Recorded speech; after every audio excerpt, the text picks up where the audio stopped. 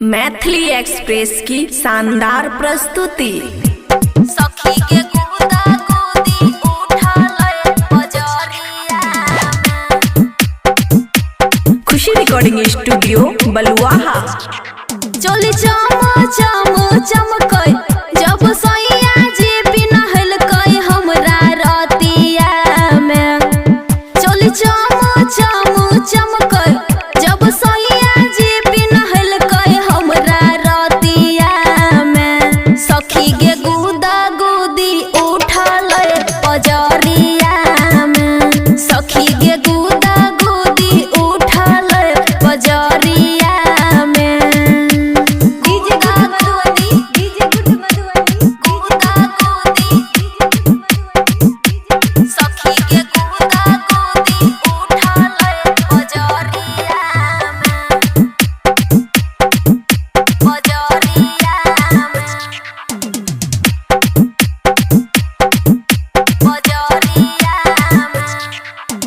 सीना से सटे के सैया केलकै जब प्यार गे।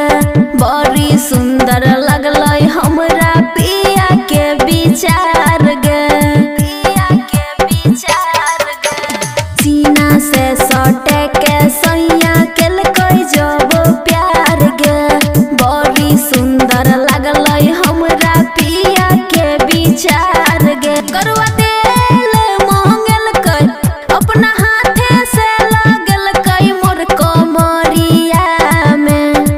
करुआ तेल मांगलकै अपना हाथे से लगलकै मोर कमरिया में।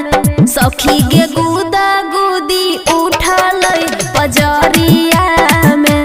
सखी गे गुदा गुदी उठालै बजरिया में।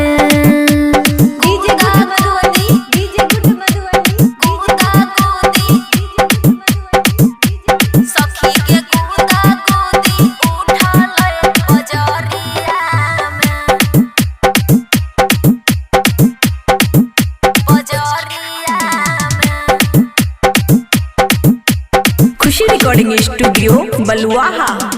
अपने से अपने सैया करे घर के काम गे। हमारा तो पलंग पर मिलै छै आराम गे। अपने तो अपने सैया करे घर के काम गे। हमारा तो पलंग पर मिलै छै आराम गे। राइटर इंदर सजनवा राखो हमरा पधयनवा बैठी से जरिया में। अमन आपकी सजनवा राखो हमरा पधयनवा बैठी से जरिया में। सखी गे गुदा गुदी उठालै बजरिया में। सखी गे गुदा गुदी उठालै बजरिया में। खुशी रिकॉर्डिंग स्टूडियो बलुआहा।